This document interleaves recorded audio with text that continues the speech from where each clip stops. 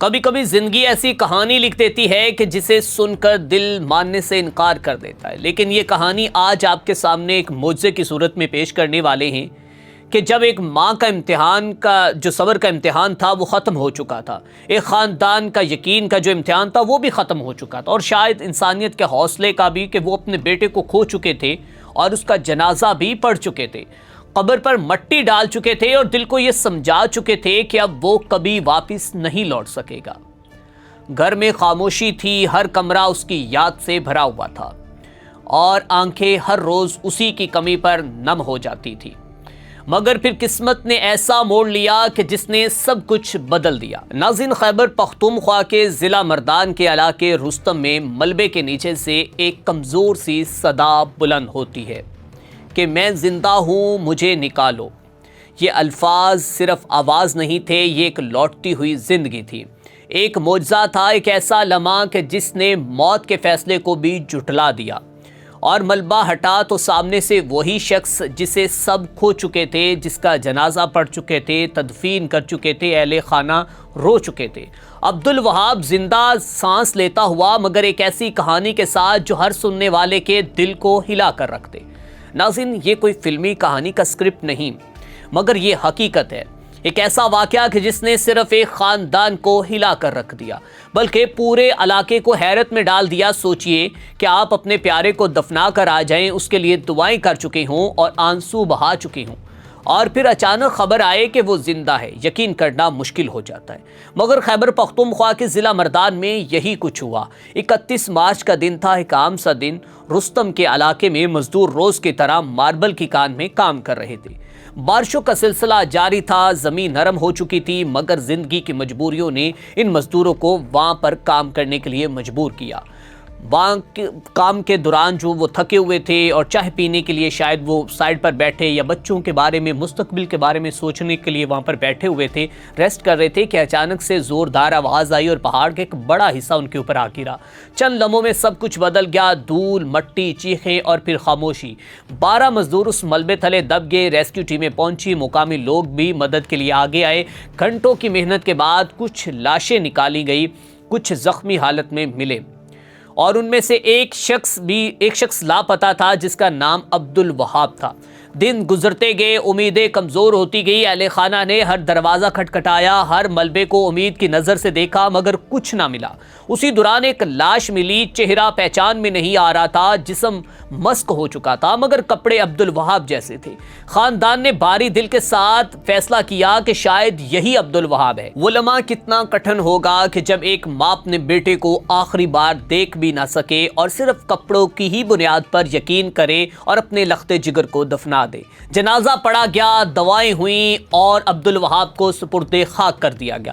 گھر میں کوہرام مچا، ماں باپ ٹوٹ گئے، خاص طور پر اس کے لیے کہ کچھ عرصہ پہلے ان کا ایک اور بیٹا بھی اس دنیا سے جا چکا تھا۔ 17 دن گزر گئے، زندگی جیسے زبردستی آگے بڑھ رہی تھی، سب اپنے کاموں میں مشغول ہو گئے، مگر دل ماننے کو تیار نہیں تھا۔ پھر ایک ایسا لمحہ آیا کہ جس نے سب کچھ بدل دیا۔ ریسکیو آپریشن ابھی بھی جاری تھا، مزدور اور مقامی لوگ ملبہ ہٹا رہے تھے، بھاری مشینری استعمال ہو رہی تھی۔ کسی کو بالکل امید نہیں تھی کہ اب کوئی زندہ ہمیں ملے گا، مگر قسمت کو کچھ اور ہی منظور تھا۔ ناظرین، اچانک ملبے کے اندر سے ایک دھیمی سی آواز آئی کہ میں زندہ ہوں، مجھے نکالو۔ یہ الفاظ سن کر سب ایک لمحے کے لیے ساخت ہو گئے، اور واقعی کسی نے آواز سنی ہے یا صرف وہم تھا؟ مگر آواز پھر دوبارہ آئی، اس بار واضح تھی۔ اب مشینیں روک دی گئی، سب لوگ اپنے ہاتھوں سے ملبہ ہٹانے لگے، ہر کوئی بے چینی سے اس آواز کے پیچھے جا رہا تھا۔ چند لمحوں بعد مٹی اور پتھروں کے درمیان سے ایک انسان نکالا گیا، کمزور، زخمی، مگر زندہ۔ وہ کوئی اور نہیں بلکہ عبدالوہاب تھا۔ یہ منظر دیکھ کر ہر آنکھ نم ہو گئی، کچھ لوگ خوشی سے رو رہے تھے، کچھ حیرت میں تھے اور کچھ یقین ہی نہیں کر رہے تھے۔ یہ وہی شخص ہے کہ جس کا چند دن قبل نماز جنازہ پڑھا جا چکا ہے، تدفین ہو چکی ہے۔ ادھر گھر میں جب فون گیا تو عبدالوہاب کے بھائی نے روتے ہوئے بتایا کہ وہ زندہ ہے، تو اچانک عجیب کیفیت پیدا ہو گئی۔ خوشی بھی تھی، صدمہ بھی تھا، اور ایک سوال بھی کہ پھر جس کو دفنایا گیا ہے وہ کون تھا؟ یہ سوال اب انتظامیہ کے سامنے ہے کہ وہ کون شخص تھا۔ ریسکیو 1122 اور ضلعی انتظامیہ نے تحقیقات شروع کر دی اور ڈی این اے ٹیسٹ کے ذریعے اس لاش کی شناخت کی جائے۔ जिसे अब्दुल वहाब समझकर दफनाया गया था। अब्दुल वहाब इस वक्त हॉस्पिटल में है। 17 दिन के तक मलबे में रहना और उसके बाद मुआवजे से कम नहीं, ना खाना ना पानी, अंधेरा, खौफ और हर लम्हा मौत का एहसास, मगर फिर भी जिंदगी से जुड़े रहना, ये कैसी कहानी है जो इंसान के हौसले को सलाम पेश करती है। नाज़रीन इकराम, अब्दुल वहाब ने अपने एक इंटरव्यू में बताया कि मैं जब वहाँ पर बिल्कुल तन्हा अकेला था तो मैं अपने रब्बे ताला को याद करता था, मैं अल्लाह के सामने गिड़गड़ाता था, मैं अल्लाह की बारगाह में सजदा रेज़ होता था, मैं अपने मालिक से अपनी बख्शिश की दुआ मांगता था, मैं अपने रब से यही कहता था कि अल्लाह मुझे अपने प्यारों से मिलवा दे। नाज़रीन इकराम, अब्दुल वहाब का इंटरव्यू जो है वो सामने आ चुका है, जिसमें वो पश्तो ज़ुबान के अंदर बता रहे हैं कि उन्होंने अपनी ज़िंदगी किस तरह गुजारी, जबकि वहाँ पर तो ना पानी था, ना कोई गैस थी, ना कोई रोटी थी, लेकिन 17 दिन तक एक आम इंसान का जिंदा रहना और पहाड़ों के नीचे और उस जो कि इतनी वज़नी पत्थरों के नीचे जिंदा रहना, ये अल्लाह तबारक व तआला के किसी मौजज़े से कम नहीं। ये वाक़या सिर्फ एक मौजज़ा नहीं बल्कि एक सवाल भी है। हमारी कानों में काम करने वाले मज़दूर जो रोज़ अपनी जान हथेली पर रख कर काम करते हैं, क्या उनकी हिफाजत के लिए भी कोई इक़दामात काफ़ी हैं या किए जा रहे हैं? बारिशों के बावजूद काम क्यों जारी था? क्या हिफाजती असूलों पर अमल किया जा रहा था? खैबर पख्तूनख्वा में हज़ारों मज़दूर कानों में काम कर रहे होते हैं। ये लोग अपने घरों का चूल्हा जलाने के लिए ख़तरात मोल लेते हैं, मगर अक्सर उनकी ज़िंदगियाँ बेकीमत क्यों समझी जाती हैं? अब्दुल वहाब की कहानी हमें खुशी देती है, उम्मीद देती है, मगर साथ ये हमें सोचने पर मजबूर करती है कि कितने अब्दुल वहाब ऐसे हैं जो कभी वापस नहीं लौट सके, जिनके अहले खाना उनको दोबारा नहीं देख सके, जिसके बच्चे आज भी अपने वालिद को याद कर रहे हैं। ये कहानी ख़त्म नहीं हुई, असल सवाल अब भी बाकी, और वो ये है कि क्या हम आइंदा ऐसे हादसात को रोकने के लिए कुछ करेंगे या अगली बार भी किसी को माँ अपने बेटे के सिर्फ कपड़ों की बुनियाद पर ही पहचानना पड़ेगा।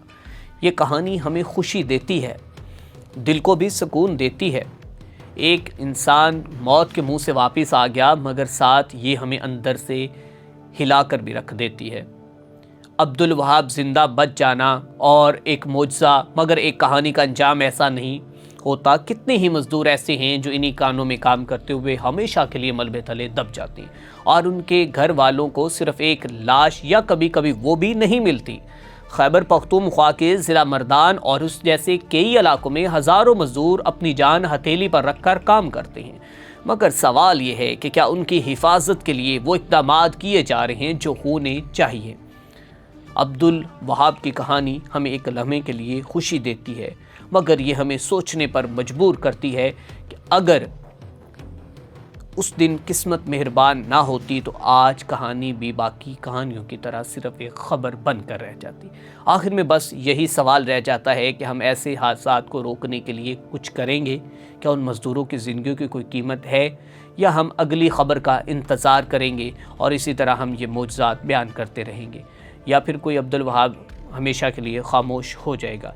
ये फ़ैसला हमें करना है और यही वक्त है कि हम कोई इसके ऊपर अमली इक़दामात करें। अपने मेज़बान मियां अरसलान को दीजिए इजाज़त। अल्लाह निगहबान।